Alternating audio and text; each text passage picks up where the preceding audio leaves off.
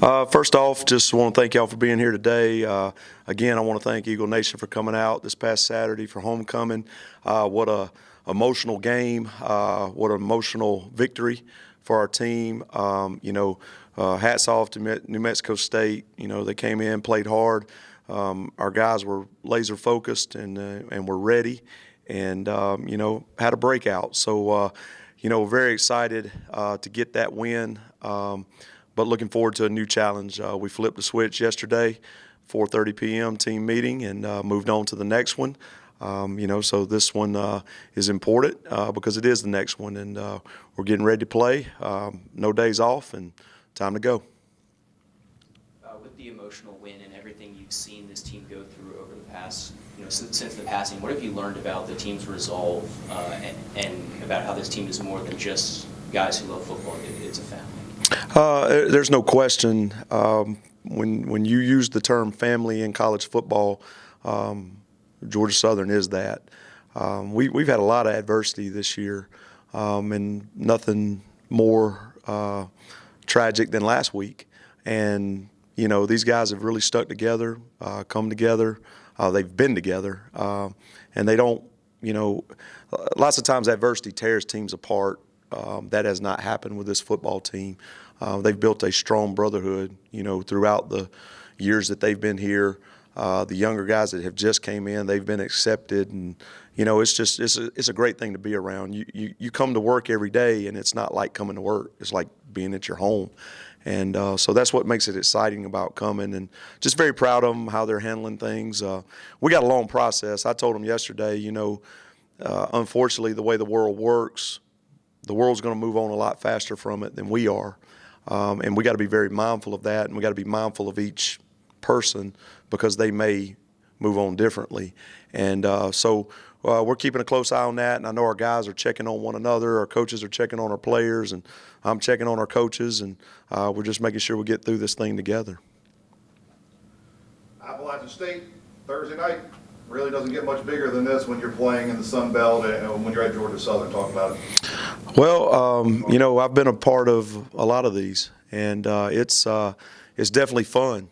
And it's a hard task with our football team because we preach 0-0, 1-0 each week, and trying to always make it about us, making sure that we continue to make our strengths better.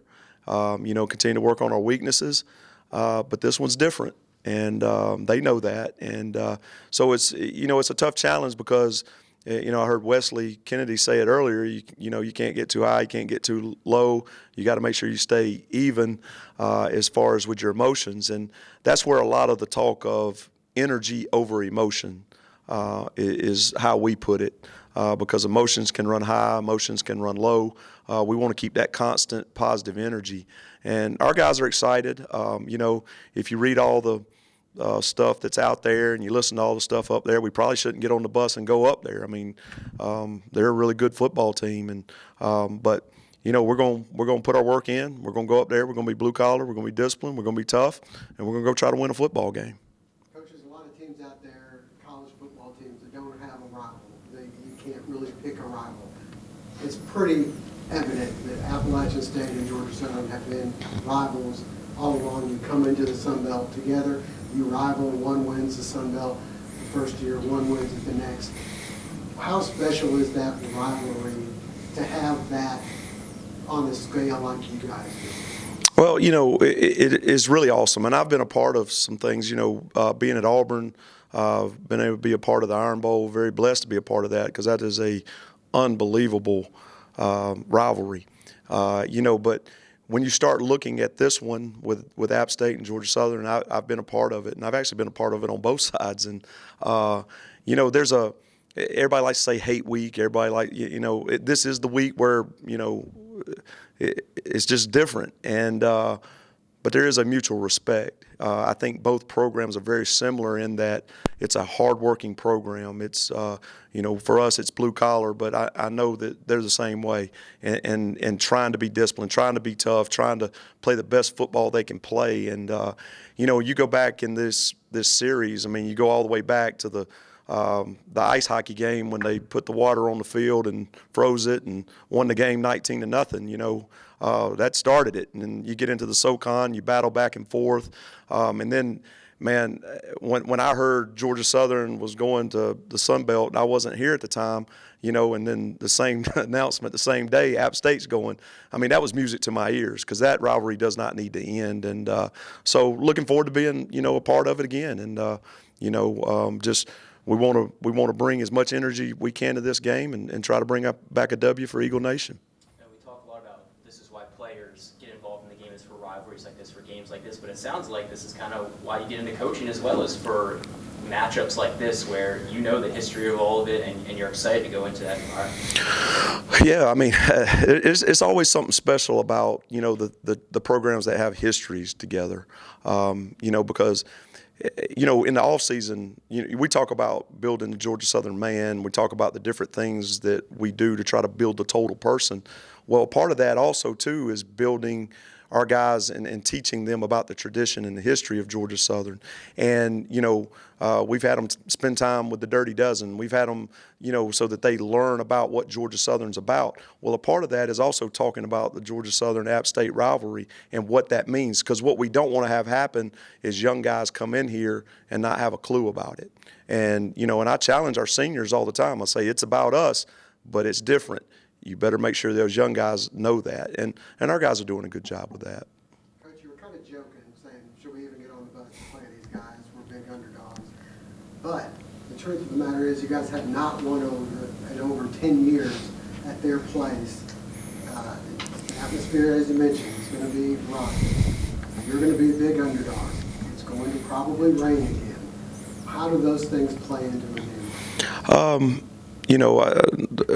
If we're not prepared for the rain, I don't know who is. The first week we played in it, we didn't turn the ball over. Second week we played in it, we turned the ball over 3 times. So those are the things I worry about when you start talking about weather.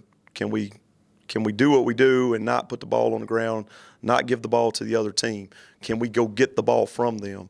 But our guys have got experience in it now, so I don't get too concerned about that. As far as being the underdog, that's fine, and it's deservedly so. I mean, we don't have the record they have. They've got some very good wins that's put them in the top 20, and that's the way it should be. And we got to go up there and we got to understand that they are heavily favored, but we got to go play as hard as we can play, and GATA. That's what we got to do, and go play our game. Coach, just talk about real quick what on the offense for App State and on the defense really impresses you. The passing game, the running game. They just seem to be able to move the ball. Yeah, if you're asking for a weakness, I don't see a lot. As far as their offense goes, I think it starts with their quarterback. I think he is very efficient. He does not make many mistakes. He runs that offense, and he's very talented. He can throw and run. He can hurt you with his legs as much as he does with his arm. And that's that's when you got a trigger man like that. That's a hard deal to defend. The offensive line. When you start looking at them, they look like they have really gelled together. We talk about it here, playing 5 as 1. I see that from them. Number 3, the running back, he's an explosive playmaker. Watching this last game against South Al, you see a couple other young guys get in there and be explosive. They have some very talented receivers. That's a tall order for our defense. I do think our defense is getting in a groove. When you start looking at the body of work from the start of the season to now, I think they're getting confident. I think they're playing very fast and physical, and we're going to need that on Thursday night. When you look at their defense, they haven't moved much from what they have done with the previous staff. 3-4 team, very athletic, very fast, very aggressive.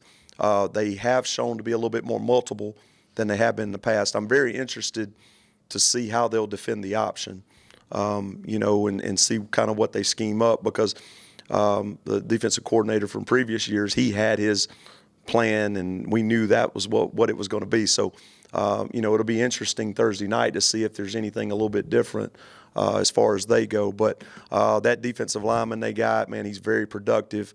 The outside linebacker, 24, good football player.